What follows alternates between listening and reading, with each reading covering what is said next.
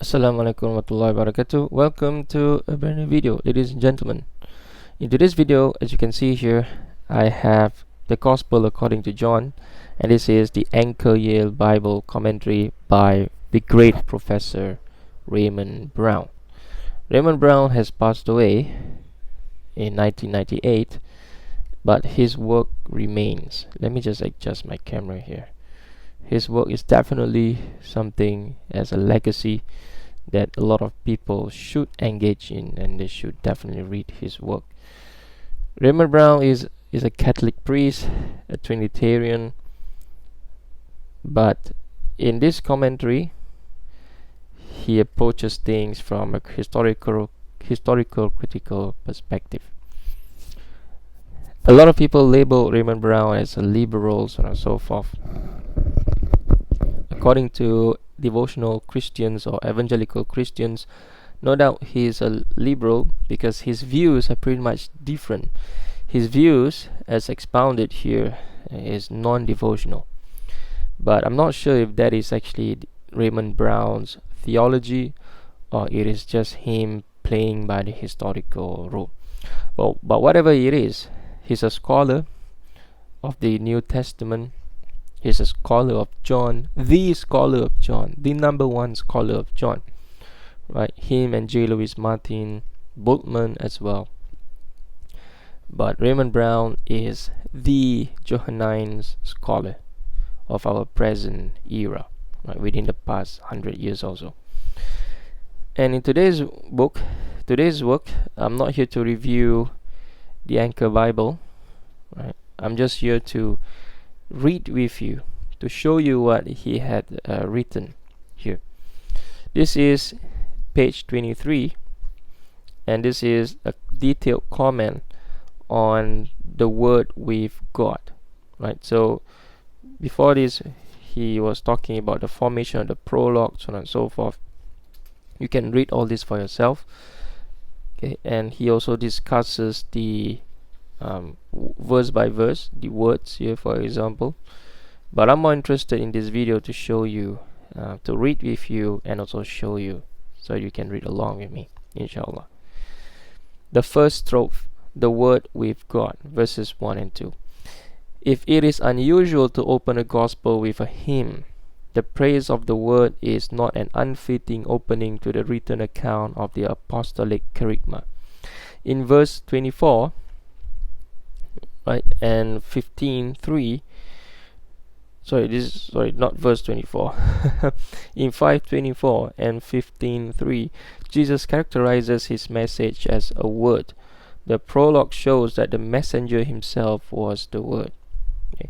We may have a hint of such a contrast in the gospel itself in chapter 5 verses 33 and verses 33 to 36, where there seems to be a contrast between God's word, which is addressed to men and makes them gods, and God's Son, who is sent into the world and is called God. Okay. The word was God. Since the first words of the prologue open Genesis, they are peculiarly fitting to open the account of what God has said and done in the new dispensation. The description of the Word with God in heaven before creation is remarkably brief. There is not the slightest indication of interest in metaphysical speculations about relationships within God, or in what later theology would call Trinitarian procession, right? The prologue is a description of, let me just move here so you can see. It's a description of history of salvation in hymnic form, such as Psalm 100 and 127 is a poetic description of the history of Israel. Therefore, the emphasis is primarily on God's relation to men rather than on God in himself. The very little word implies a revelation, not so much a divine idea, Not so much a divine idea, but a divine communication. A divine communication. The words in the beginning, although they refer to pre-creation, implies that there is going to be a creation, a beginning. If this poem was going to concentrate on God himself, there would be no beginning. Right? The prologue says that the word was. It does not speculate how the word was. For not the origins of the word, but what the word does is important. Meaning it doesn't matter about the origin of the word. And this is also a relationship to man, God's relation to man, rather than on God in himself. In other words, Raymond Brown here is trying to say that the author of John does not have in his mind the later theology would call Trinitarian possession, right? Meaning the author of John here doesn't have the Trinitarian concept in his mind when he's writing the prologue. The relationship and the meaning of the word, right? The word was God. It has nothing to do with God in himself. Right? Rather, it is a relation to man, and the word is actually God's revelation. Right? The word implies a revelation, not so much a divine idea, but a divine communication. Right? And so we can carry on reading, but that is something that I would like to highlight here from Raymond Brown. Now, Raymond Brown here critique, right? I'm not sure if he had this in mind, but he critiqued those evangelists, those fundamentalists that actually claim that if you read the prologue, let me just turn to the prologue. His translation of the prologue is beautiful. Right? His translation of the prologue is beautiful. Here, let's just read his translation of the prologue. In the beginning was the Word.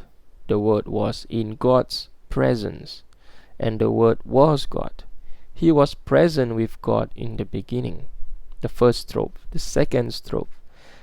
Through him all things came into being, and apart from him not a thing came to be.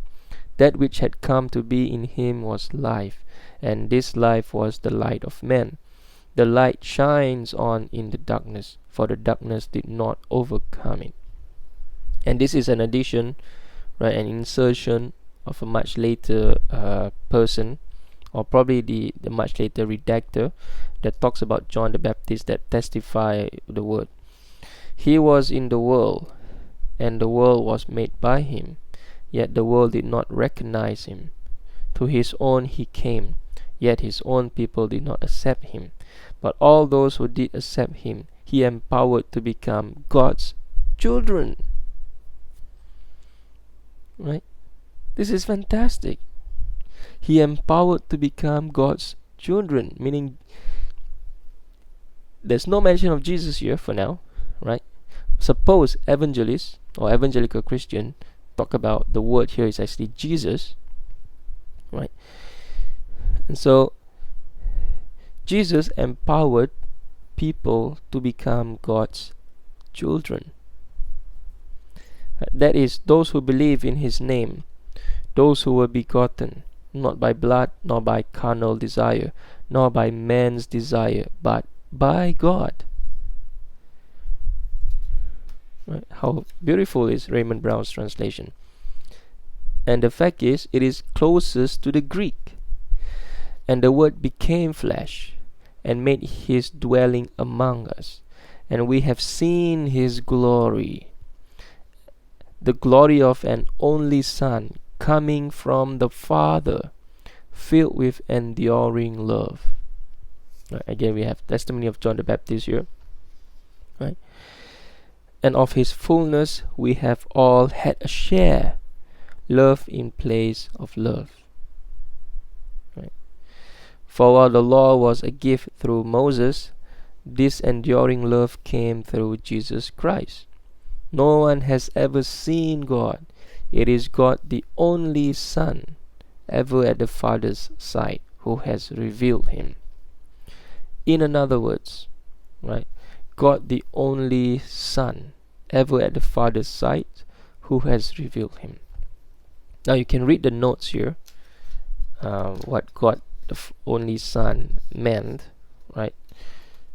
But it fits the context of the Johannine prologue. The author of the Johannine prologue had the wisdom in mind, the Jewish wisdom, who was in the beginning with God. And also the author of John here believes that there is a lesser God worthy of worship, right? And this lesser God here is Jesus, right? And so am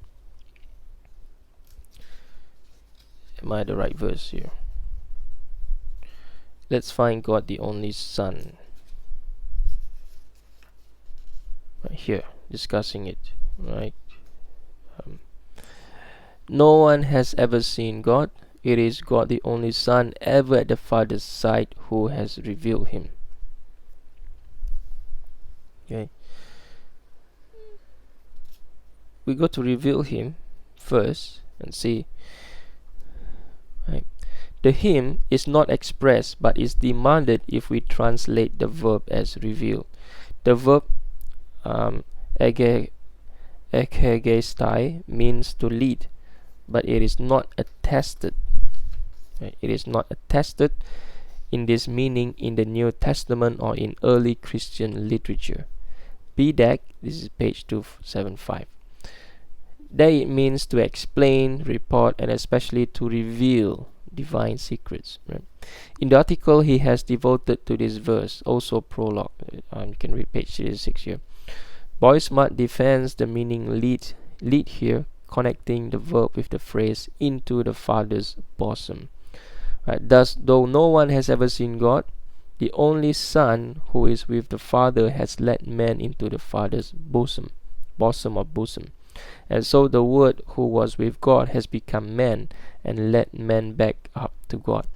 This suggestion worked against Boismart's other thesis that it was Luke who adapted the hymn to the Gospel of John as a prologue, for it is precisely in the Lucan writings that the verb does not mean to lead. Right? Meaning, Boismart here argues, but then later on, using the same principle, he actually refutes his own point. Right. Now, problem of the relation of the prologue to the Gospel. The prologue is a much later edition. I do not need to read this to you. The formation of the prologue. Right, this I've already read to you. Let's turn to what we're trying to do just now is God, the only Son here. The phrase is set off by itself, right, in cases pendens, and then resumed in the last clause of verse 18 by Aikenos, that one, as the subject of reveal. Thus, God the only Son, okay, that one has revealed him. The textual witnesses are not in agreement on the reading. There are three possibilities. Ha monogenes theos, God the only Son. This is supported by the evidence of the best Greek manuscripts, including the Bodmer papyri. By this, Bodmer papyri, and you can see here all these different. The reading is suspect as being too highly developed theologically, yet it is not anti-Arian polemic. Right? For the Arians did not balk at giving this title to Jesus. Some object to the strangeness of the statement that only God can reveal God, and the implication that only God has seen God. Second, monogenes huios, literally the Son, the only one. This combination appears in three of the other four uses of monogenes, meaning unique or only, in the Johannine writings. These are the verses. And its appearance here may have resulted from a scribal tendency to conform. This reading is attested by the versions, Okay, these are the manuscripts. By the later Greek witnesses and by Athanasius, Chrysostom, and the Latin fathers. Monogenes, the only son. While this is the simplest reading, it may have resulted from conformity with verse 14. One could explain reading B, meaning monogenes huios, the only son, as an expansion of this. It has the poorest attestation of the three readings. Right, and these are all the fathers. Boismark accepts it, but a complete lack of Greek textual support makes it suspect. Okay. No one has ever seen God. It is God the only Son. God the only Son here. And so, ladies and gentlemen, the prologue is a much later edition, and the prologue has nothing to do with God becoming a God, right? It is much more with the Jewish concept of wisdom prevalent in Philo of Alexandria. But Philo of Alexandria, we should understand that even though he believed that there could be, right, wisdom, or there could be divine entities, and God created these divine entities through this word, right, but it is more of God's creation. God just basically says, and then this universe came to be.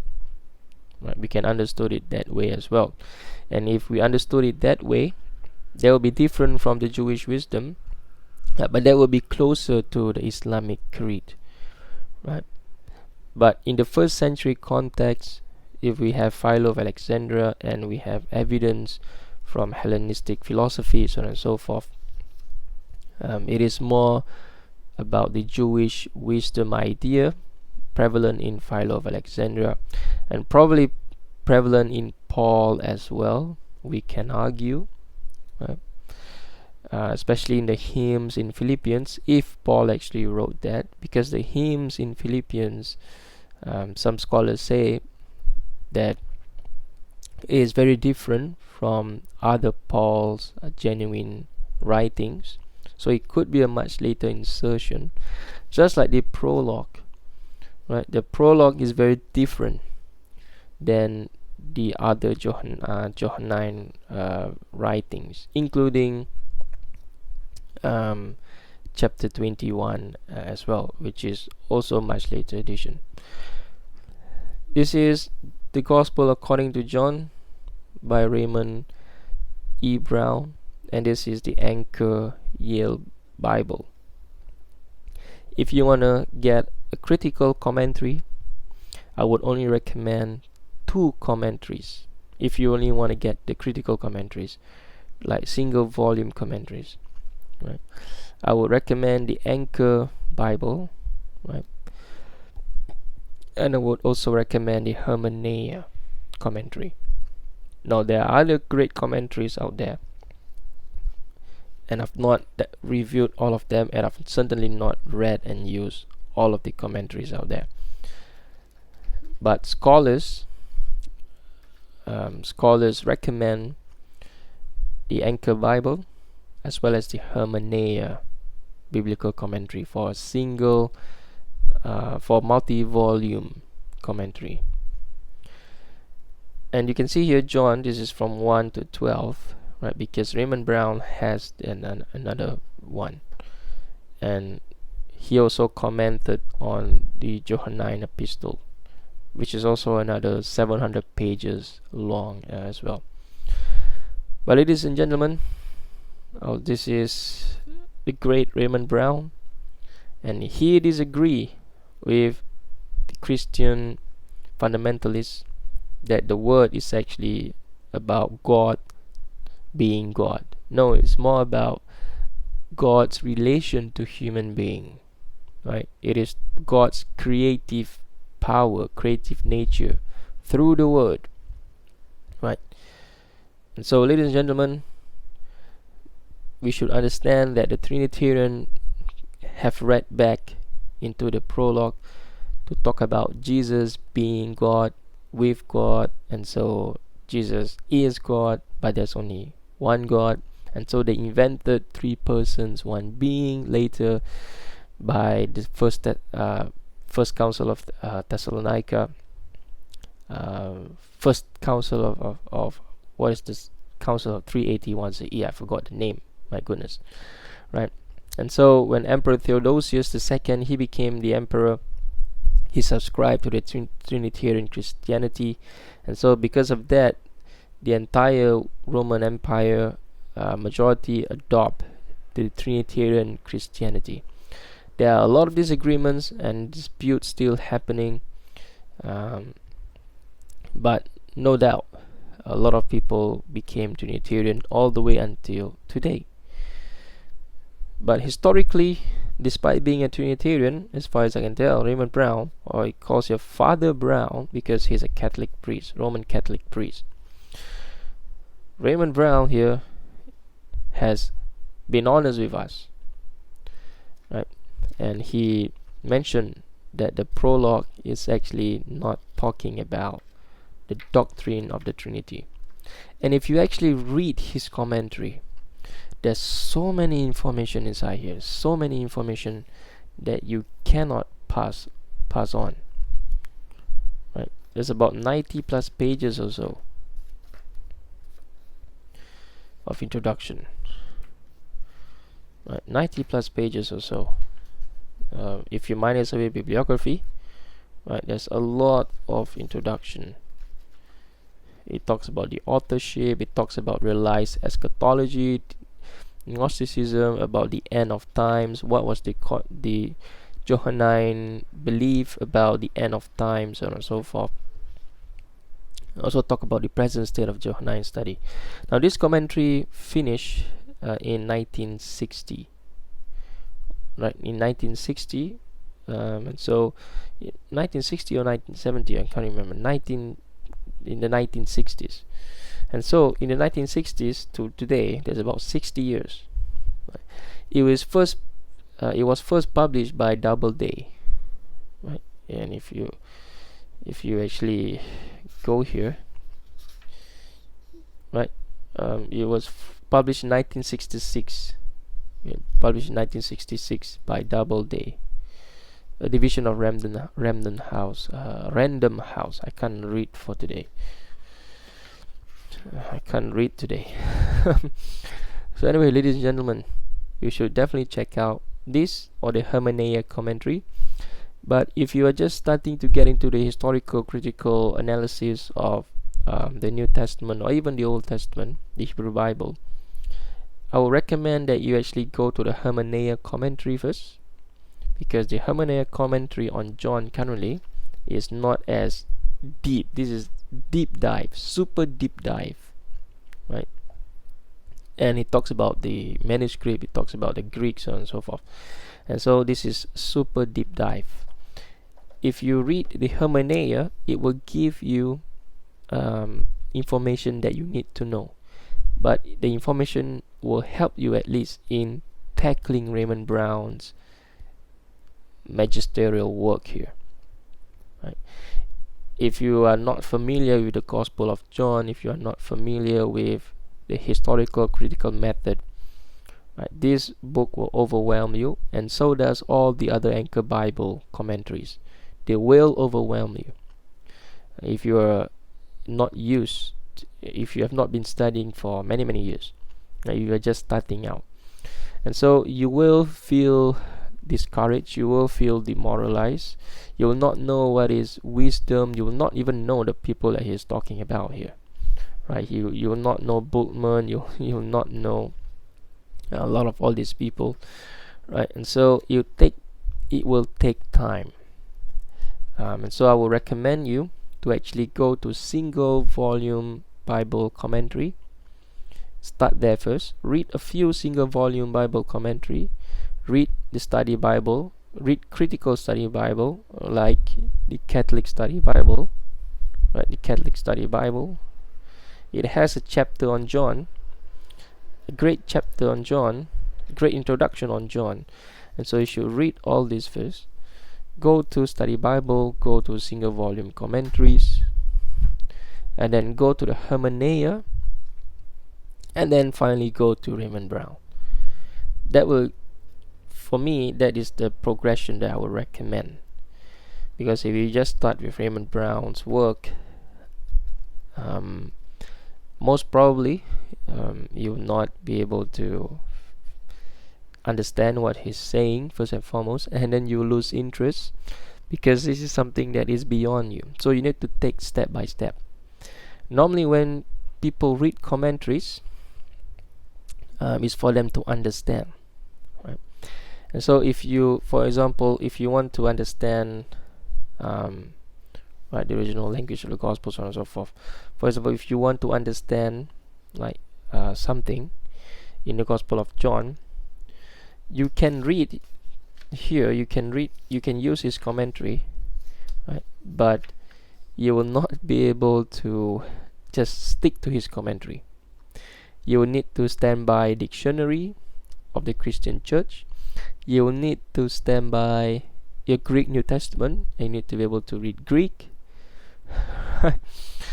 And you need to be able to know a little bit of Greek grammar, right? The articles, like why is it ha theos and not ton theos, right? Why is it ha theos and not ton theos, right? And so you need to know a lot of these things, and so you'll be flipping back and forth, right? You need to know the Jewish concept of wisdom, the Dead Sea Scrolls. You need to know all this, and so it will be difficult for you. But no doubt, if you still want to read it, you must have a study plan. You must make use of different literatures, so on and so forth. Right? For example, the Greek word adelphoi here. If you do not know what adelphoi means, right, you need to go to BDAC. Right? Adelphoi means brothers, right? But it could also mean brothers and sisters, right?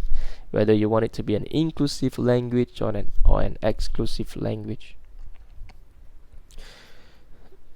right? And for example, huios, right, son, right? So if you do not know all this, Raymond Brown do not take the time to explain all this to you, right? Because if he were to take the time to explain all this to you, his commentary would be much thicker than this, right? This is really thick, right? Total length of his commentaries in John is about 1,100 page. If you minus the bibliography, minus the content page, or minus the appendix, just the commentary minus the introduction is about 1,100 page, right? Because if you add all that up, it is actually 1,400 pages. Right? It is 1,400 pages in total.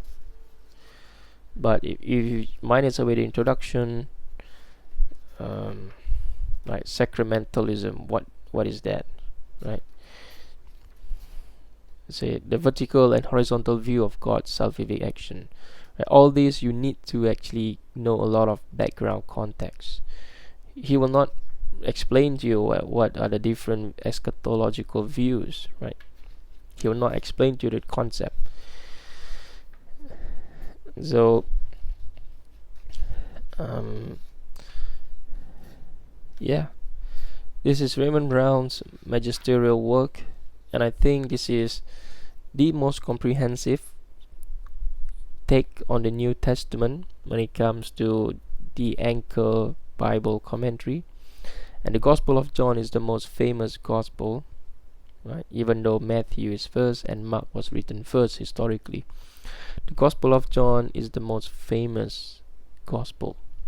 And a lot of people read John and own commentaries and literatures on John more than any other gospel, especially devotional Christians, theological and fundamentalists, because it is only from the Gospel of John that they get their, that Jesus is God, so on and so forth, right? When they want to prove to you that Jesus is God, they'll go to John. They'll not go to Matthew, Mark, Luke, and John. They will, but they'll mostly go to John first. My father is Jesus. They will go to 858 before Abraham was. I am. They go to my father and I are one, right? So on and so forth. They go to the prologue, so on and so forth. And Raymond Brown dismantles all of these fundamentalists, right? The fundamentalical claim, or whatever it is, right? The claims by fundamentalists that Jesus is God. Raymond Brown, that Jesus is part of the Trinity, right?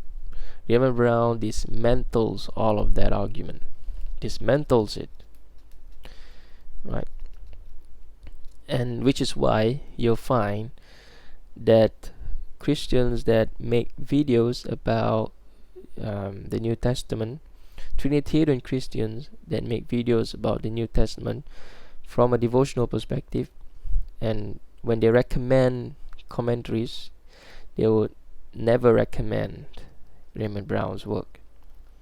They would not recommend the Hermeneia. They would not recommend the Anchor Bible. Right? They would only recommend, for example, Believers Study Bible, the NIV Study Bible, a biblical commentary. They will recommend MacArthur, Tony Evans, Knowledge. They will recommend single volume work by IVP, InterVarsity Press, have a single volume commentaries, multi-volume commentaries, right? So they recommend all of those books and commentaries. Never have I seen they recommending Hermeneia, and never have I seen they recommending the Anchor Yale Bible. But the reason why I recommend you to get the Hermeneia and the Anchor Yale Bible, that is because it is recommended by Professor James Tabor. When being asked, Professor James Tabor recommend that you should only get 2 commentaries, right? Or you should get 2 commentaries. He recommended 2 commentaries. He never say you should only get, right? He recommended 2 commentaries, and that is the Hermeneia and the Anchor Bible commentaries. And so, which is why I filled my library with Anchor Bible and Hermeneia commentaries. Ladies and gentlemen, as we have proven here, the Word was God. Has nothing to do with God being God or part of the Trinity. It is more in line with the concept of wisdom, right? The wisdom of God is obviously was with God in the beginning, and God created this universe through His wisdom, just like kun fayakun, right?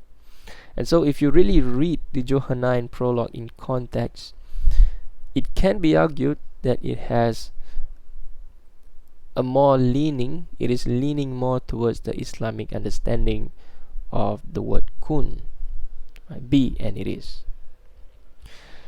So ladies and gentlemen, I'll see you guys in my next video. My name is Arfat. Assalamualaikum warahmatullahi wabarakatuh.